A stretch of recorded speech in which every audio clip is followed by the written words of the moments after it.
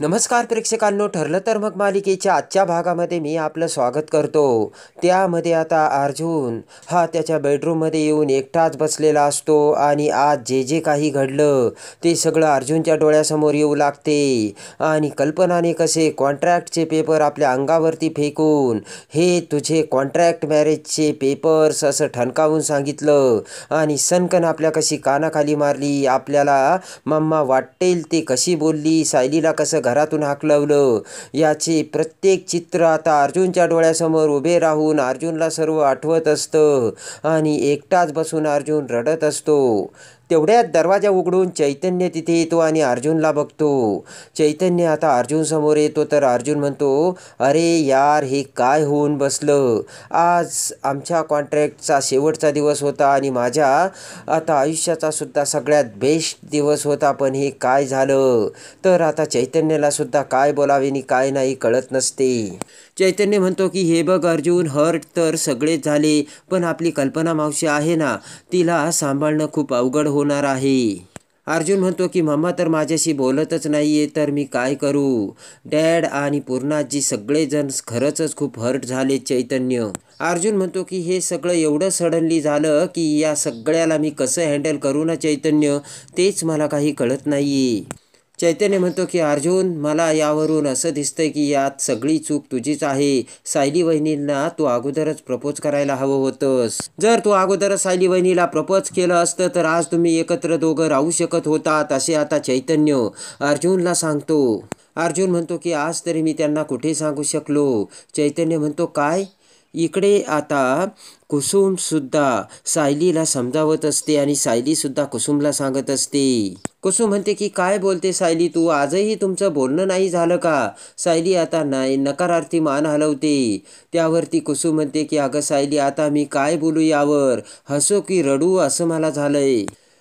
कुसुम म्हणते की अगं इतक्या दिवस तू सगळी तयारी केली आणि त्यांच्यासोबत प्रेमाचे लपंडाव आणि खेळ खेळत राहिली आणि तरीसुद्धा आजही सायली तू कशी बोलू शकली नाहीस.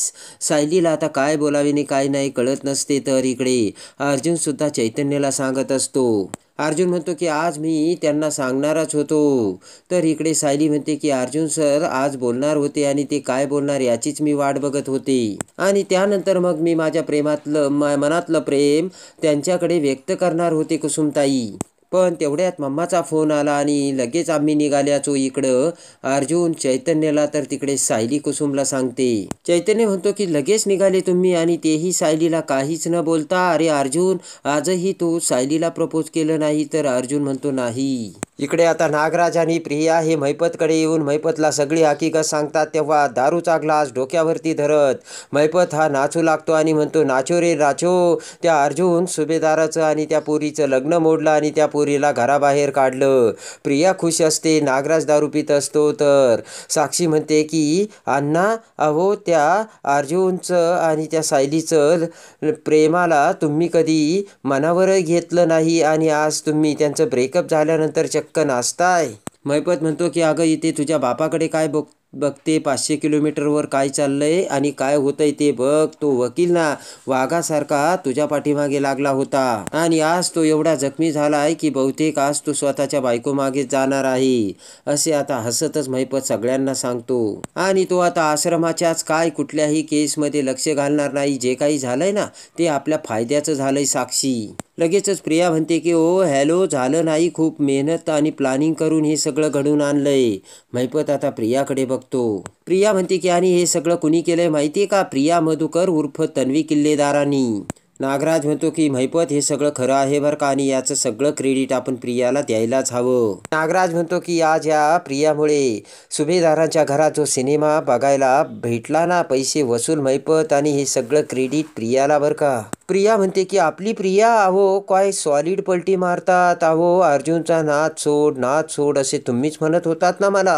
प्रियाकडे बघत नागराज म्हणतो की काय आहे ना प्रिया, तू कामगिरीची एवढी भारी केली ना की मला असं बोलावं लागतं.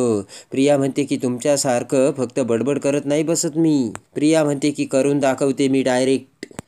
तर आता महिपत म्हणतो की प्रिया, यावेळेस तू खरंच सिक्सर मारला बरं का. आणि त्या वकिलाने माझ्या घरी पेढे पाठवले होते ना, आता मी त्याला 100 किलो पेढे पाठवतो. साक्षी म्हणते की ओ अण्णा, असं काही करू नका. साक्षी म्हणते की म्हणजे या प्रकरणामध्ये आपला संबंध आहे हे अर्जुनला अजूनही माहिती नाहीये. साक्षी म्हणते की त्यामुळे उगीचच तुम्ही स्वतःच्या पायावरती धोंडा मारून घेऊ नका बरं का. नागराज म्हणतो की जाऊ दे महिपत, आपल्याला याशी काहीही इंटरेस्ट नाहीये, आपल्याला जे हवं होतं ते झालंय ना. प्रिया म्हणते झालंय. तर नागराज हात जोडतच म्हणतो की माझी आई नाही केलंय. महिपत म्हणतो की स्वतःची किती टिपकी वाजवणार आहे, याच्या अगोदर 10,000 वेळा तोंडावरती थोबाडावर पडली, त्याचं काय. आता कुठं एखादं चांगलं काम केलं की त्याचं किती कौतुक. तर आता प्रिया रागाने महिपतकडे बघते. प्रिया म्हणते की आणि तुम्ही 50,000 वेळा तोंडावर पडला, त्याचं काय केलं. माझ्या थोबाडीत मारली, ग्लास फोडून टाकला तुम्ही, तेव्हा आता माझं कौतुक करताना तुम्ही एवढी का कंजूसी करताय. तर आता रागाने अण्णा आता प्रियाकडे बघू लागतो. तेव्हा आता साक्षी ही अण्णाच्या खांद्यावर हात ठेवत हसतच म्हणते की अण्णा. साक्षी म्हणते की अगं प्रिया, अण्णा तुझं कौतुकच करतात. साक्षी म्हणते की प्रिया तू होती म्हणून हे सगळं पॉसिबल झालं. आणि साक्षी पुन्हा प्रियाचे थँक्स म्हणत आभार मानते. प्रिया आता खुश होते. साक्षी म्हणते की पण आता तो अर्जुन एवढा वीक झालाय ना, तेव्हा आता आपलं फायनल काम होणं अगदी सोपं होईल. तेव्हा प्रिया प्लीज फायनल प्लानसाठी तू वेळ देशील ना. प्रिया म्हणते कोणता प्लान. प्रिया म्हणते की हवा तेवढा वेळ घे साक्षी, पण हे गोष्ट लक्षात घे, तो अर्जुन सुभेदार साक्षी शिकरे हे नाव जरी विसरून गेला ना, याचं क्रेडिटसुद्धा मलाच द्यायचं. प्रिया म्हणते काका तुम्हालाही सांगून ठेवते. तर नागराज आता दारू पीत पीत पुन्हा प्रियाच्या पाया पडतो. इकडे आता सायली ही अंधार पडताच कुसुमला म्हणते की अगं कुसुमताई, मधुभाऊ इतक्यात एव्हाना यायला हवे होते, एवढा उशीर नाही करत. कुसुम म्हणते की अगं अस्वस्थ झालेत ते, तेव्हा येतील ते, तू काही काळजी करू नकोस सायली. कुसुम म्हणते मला माहिती आहे ते मंदिरातच असतील आणि जर त्यांना उशीर झाला तर मी त्यांना मंदिरात घ्यायला जाते. आणि आता मधुभाऊंना आणण्यासाठी कुसुम ही मंदिराकडे निघालेली असते. इकडे आता चैतन्य हा अर्जुनला समजावत असतो. इकडे आता चैतन्य अर्जुनला म्हणतो की अर्जुन तुझी इकडे अशी एवढी अवस्था झाली, पण तिकडे सायली वहिनीचं काय, तिला तर स्वतःच्या हाताला धरून बाहेर काढलंय. तर अर्जुन म्हणतो की आय नो, मला माहिती.